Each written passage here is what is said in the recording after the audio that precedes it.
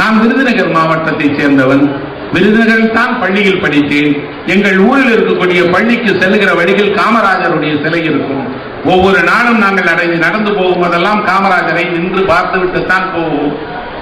ஏன் காமராஜரை ஒருவர் தமிழ்நாட்டில் நினைத்துக் கொள்ள வேண்டும் என்றால், இன்றைக்கு நீங்கள் எந்த ஊரில் எந்த கல்வி நிலையத்தில் யார் படித்தாலும் தமிழகத்தில் இருவரை பற்றி நினைக்காமல் நீங்கள் கல்விக்கு போகவே முடியாது. ஒருவர் தந்தை பெரியார், இன்னொருவர் காமராஜர். இவர்கள் இருவர் இல்லாவிட்டால் நாம் படித்திருக்கவே முடியாது. காரணம், படிப்பது என்றாலே உயர்தட்டினருக்கு மட்டும்தான். அது ஏடு தொடக்கூடாது, நீ சூத்திரன், உனக்கு கல்வியில் இடமில்லை. பள்ளி மழை பெய்தால் கூட பள்ளியினுடைய ஓரத்தில் ஒதுங்குவதற்கு தீண்டத்தகாதவனுக்கு இடம் கிடையாது. தரையில் தான் உட்கார வேண்டும், ஒதுங்கித்தான் உட்கார வேண்டும். உனக்கு கல்வி மறுக்கப்படுகிறது என்று காலங்காலமாக ஒடுக்கி வைக்கப்பட்ட இந்த ஏழை எளிய அடித்தட்டு குழந்தைகள் படிக்க வேண்டும் என்று கதவுகளை திறந்து விட்டவர் பெரியாரும் காமராஜரும் தானே. நாம் அவர்களை மறக்க முடியுமா? நாங்கள் அந்த பள்ளிக்கு போகிற நேரங்களில் எல்லாம் காமராஜரை பார்ப்போம். அந்த காமராஜரை பற்றி கதையாக எங்கள் ஊரில் சொல்வார்கள். மறக்க முடியாத ஒரு கதை என்ன தெரியுமா? அவர் முதல்வராக இருந்த போது மருத்துவக் கல்லூரியில் ஏழை மாணவர்களுக்கு அவர்களுக்கு 10 இடம் ஒதுக்கி தருவதற்கு அவருக்கு ஒரு உரிமை இருந்தது. 1000 விண்ணப்பங்கள் அவருக்கு வந்திருந்தன. அந்த 1000 விண்ணப்பங்களையும் அவரிடம் காட்டினார்கள். இந்த 1000 விண்ணப்பங்களிலிருந்து 10 பேருக்கு நீங்கள் மருத்துவ கல்வி தருவதற்கு அனுமதிக்க முடியுமையா என்று சொன்ன போது காமராஜர் சொன்னார், அந்த பட்டியலை தயாரித்து விட்டீர்களா என்று. அவருக்கு உதவியாளராக இருந்த ஒரு அதிகாரி ஒரு 10 பேர் கொண்ட பட்டியலை எடுத்து, ஐயா, இந்த பட்டியலில் 10 பேரை தயார் செய்து விட்டேன், நீங்கள் உத்தரவு கொடுத்தால் இவர்களுக்கெல்லாம் நாம் ஆர்டர் அனுப்பிவிடலாம் என்ற போது காமராஜர் சொன்னார், இல்லை 1000 பேர் கொண்ட அந்த விண்ணப்பங்களையும் என்னிடம் கொண்டு வாருங்கள், நான் பார்க்கிறேன் என்று. அதற்கு நிறைய நேரமாகவே ஐயாண்டோட ஒண்ணுமே இல்லையா, 5 நிமிஷத்துல பார்த்துருவேன், கொடுங்க. 1000 பேர் கொண்ட விண்ணப்பத்தையும் கொண்டு போய் காமராஜரிடம் கொடுத்தார்கள். அவர் என்ன செய்தார் தெரியுமா? மடவென்று எல்லா விண்ணப்பங்களையும் புரட்டிக் கொண்டே வந்தார். வரும்போதே ஒவ்வொரு விண்ணப்பமாக உருவிக்கொண்டே வந்தார்.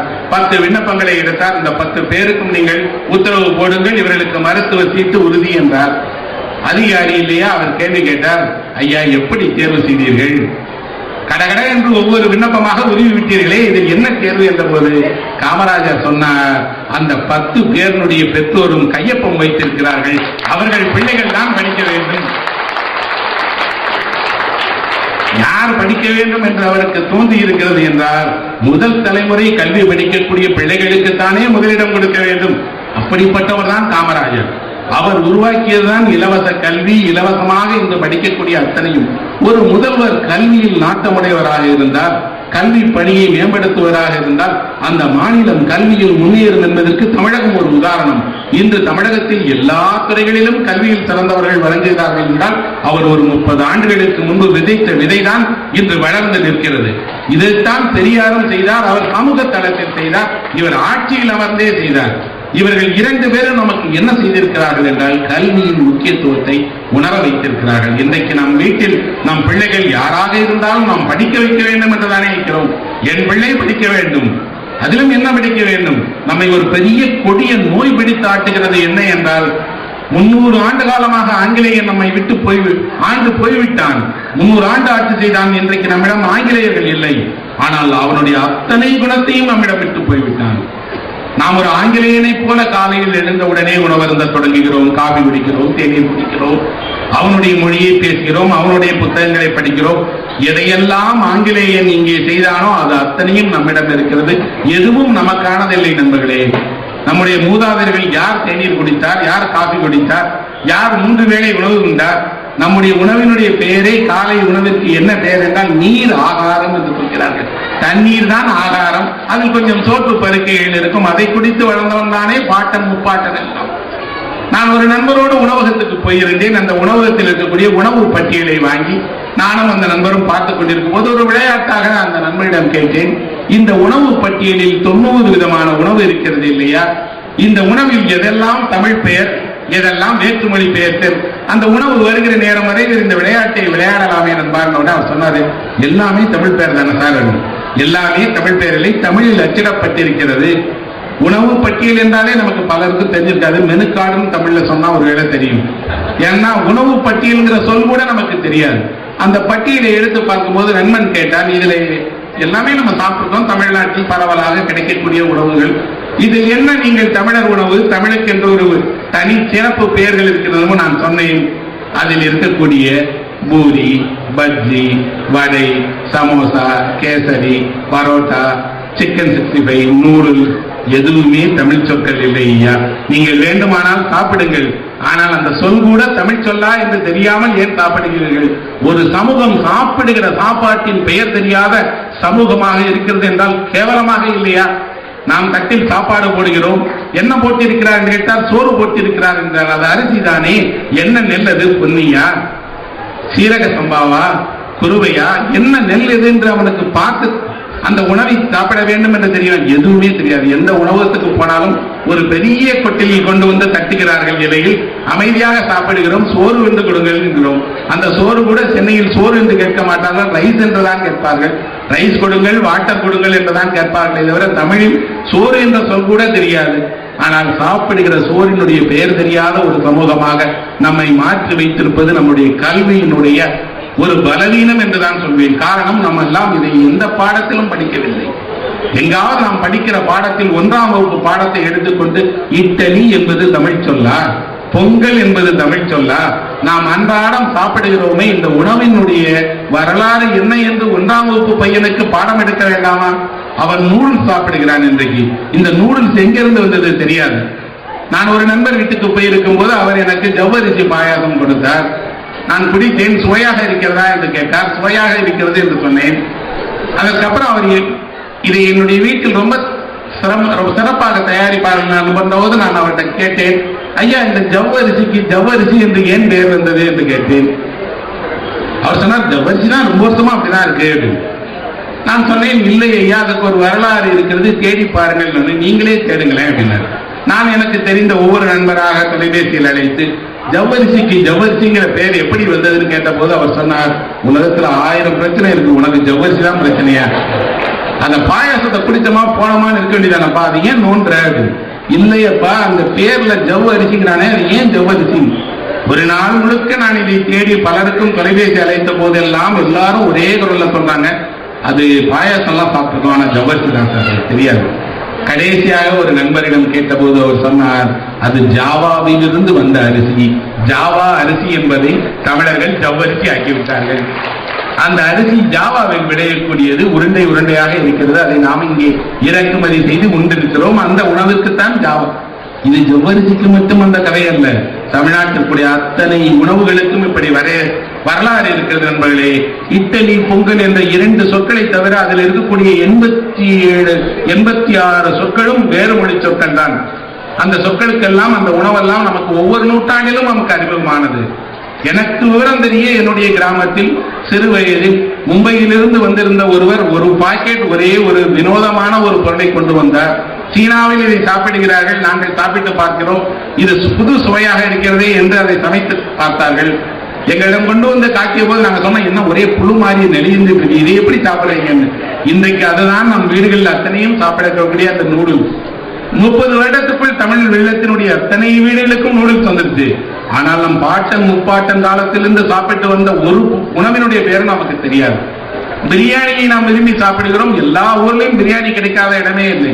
இது முகலாய படை ஒரு இடத்திலிருந்து இன்னொரு இடத்துக்கு போகும்போது 1000 பேருக்கு உணவு வேண்டும். உணவை எப்படி அவர்கள் சமைப்பது என்று தெரியாமல் என்ன செய்வார்கள் என்றால், அங்கேயே மாமிசமும் இறைச்சியும் இன்னும் சொல்ல போனால் அரிசியும் எல்லாமும் ஒன்றாக போட்டு ஒரே உணவாக மாற்றி அந்த உணவை ஒவ்வொரு படை வீரனுக்கும் கொடுப்பார்கள். அவனுக்கு தனித்தனியாக சமைத்து கொடுப்பதற்கு நேரம் இல்லாததால் உருவாக்கப்பட்ட ஒரு உணவுதான் அது. இதே உணவு தமிழர்களிடமே இருக்கிறது. தமிழர்களுடைய சங்க இலக்கியம் படித்தால் சங்க இலக்கியத்தில் இதுபோல ஒரு உணவுக்கு பெயர் சொல்கிறார்கள். அதனுடைய பெயர் ஊன் அடிசல் என்று பெயர். ஊன் என்றால் இறைச்சி, அடிசல் என்றால் சாதம் என்று சொல்லப்படக்கூடியது. இன்றைக்கு கூட பெருமாள் கோயிலுக்கு போகிறவர்களுக்கு தெரியும், அங்க அக்கார அடிசல் என்று தருவார்கள். அது சர்க்கரை பொங்கல். அக்கறை என்றால் அது சர்க்கரை, அதிலிருந்து வரக்கூடிய பொங்கல் சர்க்கரை பொங்கல். இந்த ஊன் அடிசல் எப்படி செய்வார்கள் தமிழர்கள் தெரியுமா? பாலில் அரிசியை வேக வைத்து அது நன்றாக பதமாக வரும்போது அதில் இறைச்சியை கலந்து வாசனையை எல்லாம் போட்டு அந்த வாசனை பொங்க இன்றைக்கு தம் பிரியாணின்னு சொல்றாங்களே, இது போல இவர்கள் மேலே ஒரு மண் கலயத்தை வைத்து மூடி அந்த இறைச்சியினுடைய சுவையும் மாறாமல் அரிசியும் பதமாக வேகும்படி செய்து இந்த இறைச்சியை சாப்பிட்டிருக்கிறார்கள். இன்று அல்ல, 2500 வருடத்துக்கு முன்பாக தமிழர்கள். ஆனால் தமிழன் சாப்பிட்ட உணவு தமிழனுக்கே தெரியவில்லை. ஆனால் யாரோ சாப்பிட்ட உணவை நாம் அன்றாட உணவாக்கி வச்சிருக்கிறோம். உணவின் வரலாறு, காய்கறியினுடைய வரலாறு, அன்றாட நாம் பயன்படுத்துகிற சட்டை துணியிலிருந்து அத்தனை வரலாறும் நமக்கு ஏன் கற்றுத்தரப்படவில்லை என்றால் ஒரு தவறு வரலாறு நமக்கு தெரியாது என்பதுதான். நாம் படித்த அத்தனை வரலாறும் மன்னர்களுடைய வரலாறு. மக்களினுடைய வரலாற்றை நாம் வாழ்க்கையில் படிக்கவே இல்லை. எந்த மன்னர் எந்த ஆண்டு ஒரு போர் செய்தார், அந்த போர் யாருக்காக நடந்தது, யாரை வென்றார் என்ற ஒரு வரலாறு தான் இருக்கிறதே தவிர இந்த மன்னருக்கு சண்டையிடுவதற்காக போன அத்தனை ஆயிரம் குடும்பங்கள் என்னானது, அவர்கள் எதை கொண்டு விவசாயம் செய்தார்கள், எப்படி பாடுபட்டார்கள், எந்த ஆற்றினுடைய தண்ணீரை குடித்தார்கள், எந்த கலை சிற்பங்களை செய்தார்கள், ஒரு பண்பாட்டு வரலாறும் நம் பாடப்புத்தகத்தில் படித்ததே இல்லை. நான் வகுப்பில் படிக்கும் போது எனக்கு வகுப்பு ஆசிரியர் சரித்திரம் நடத்தும் போது அவர் அடிக்கடி சொல்வார், அசோகர் மரம் நட்டார், அசோகர் சாலையோரங்களில் எல்லாம் மரம் நட்டிருக்கிறார் என்று. நான் கொஞ்சம் வரலாற்றில் ஆர்வம் உள்ள மாணவன் என்பதால் அவரிடம் கேட்பேன், கங்கை சமவெளியே மரங்கள் நிறைந்த சமவெளி தானே ஐயா, அங்கே ஏன் மரங்களை நட வேண்டும்? மரமே இல்லாத பகுதியில் மரம் நடுவது என்றால் ஒரு செயல். கங்கை முழுக்க மரங்கள் இருக்கும் போது இவர் ஏனப்பா தேவையில்லாமல் மரம் நட்டிருக்கிறார் கேட்டா ஆசிரியர் சொன்னாரு, அப்படிதான் வரலாங்க போட்டிருக்கு, நீயா கேட்கக்கூடாது. அப்போது கூட நான் அவரிடம் ஒரு கேட்டேன், என்ன மரங்களை அசோகர் நட்டார் என்று எங்காவது சொல்ல வேண்டியதுதானே? அசோகர் மரம் நட்டார் என்ற இவ்வளவு ஆண்டுகளாக சொல்லிக் கொண்டிருக்கிறோமே, என்ன மரத்தை அசோகர் நட்டார்? ஒரே பதில், எளிதான பதில். ஆசிரியர் சொன்னார், நீயே போய் பார்த்துட்டு வந்து எங்களுக்கு சொல்லு, ஏன்னா எங்களுக்கு தெரியாது, நாங்க என்ன பாடத்துல போட்டோமோ அதைத்தான் நடத்துவோம். நான் அந்த கேள்வியின் பின்னால் துரத்தி சென்றேன் நண்பர்களே. 1, 2 அல்ல, வட இந்தியாவில் இமயம் வரை போய் தேடினேன். அசோகர் காலத்தில் என்ன மரம் நட்டார், என்ன வரலாற்று சான்றுகள் இருக்கிறது, எங்காவது அசோகர் மரம் நடும் போது இந்தந்த மரங்களை இந்தந்த பகுதியில் நட வேண்டும் என்று உத்தரவு போட்டிருக்கிறாரா? ஏனென்றால் அசோகருடைய காலத்திற்கு ஒரு சிறப்பு இருக்கிறது. எல்லாமே கல்வெட்டுகளில் பொதுமக்கள் படிக்கும்படியாக எழுதி வைக்கப்பட்டிருக்கிறது. இன்றைக்கு கூட அரசு ஆணைகளை நாம் படிக்க வேண்டும் என்றால் அரசு அலுவலகங்களுக்கு போய் தான் படிக்க வேண்டும். அன்றைக்கு மக்கள் எங்கெல்லாம் வருகிறார்களோ அந்த இடங்களில் தான் அரசாணைகளை வெட்டி வைத்திருக்கிறார். இவ்வளவு இதில் எங்காவது இந்த மரங்களை பற்றி அரசாணை ஏதாவது இருக்கிறதா என்றால் ஒரே ஒரு அரசாணை. அந்த அரசாணையில் ஒரு குறிப்பு இருக்கிறது. என்ன குறிப்பு என்றால், சால் ட்ரீ என்று சொல்லப்படக்கூடிய சால மரங்களை நட்டு வைக்க வேண்டும் என்று சொல்கிறார். அதன் இந்த மரத்துக்கு மட்டும் என்ன சிறப்பு என்றால், அந்த மரத்தின் அடியில் தான் புத்தர் பிறந்தார், அந்த மரத்தின் அடியில் தான் புத்தர் இறந்தார். அந்த மரம் புத்த மதத்தை பொறுத்த மட்டும் புனிதமான ஒரு மரம்.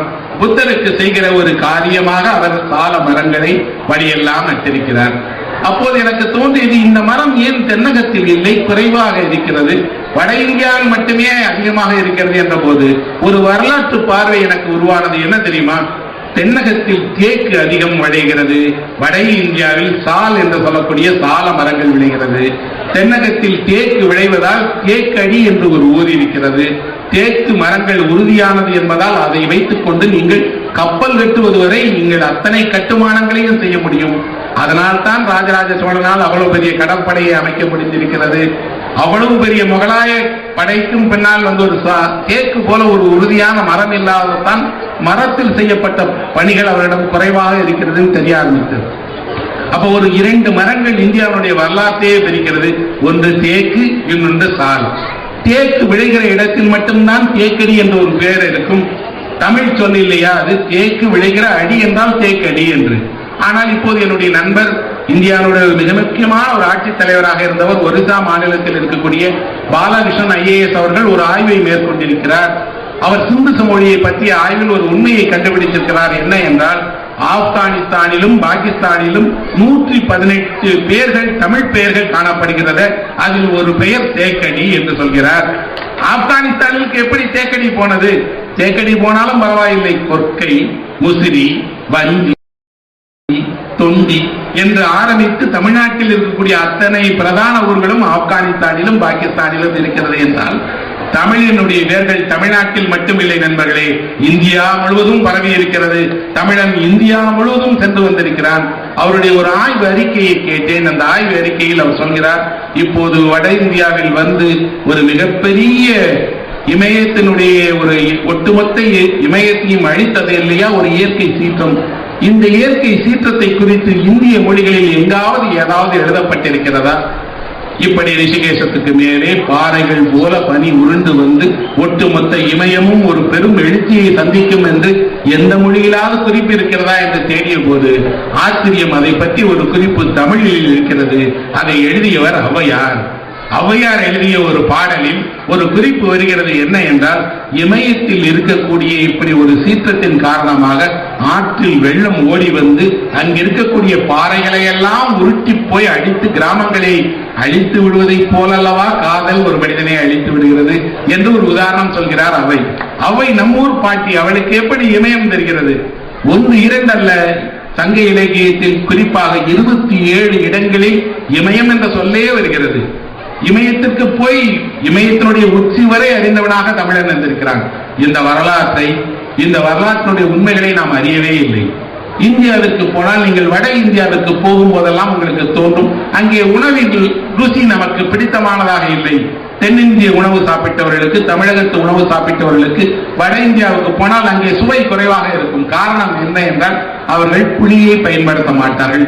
புளி ரேகை என்று சொல்லப்படக்கூடிய ஒரு கோடி இந்தியாவை பிரிக்கிறது நண்பர்களே.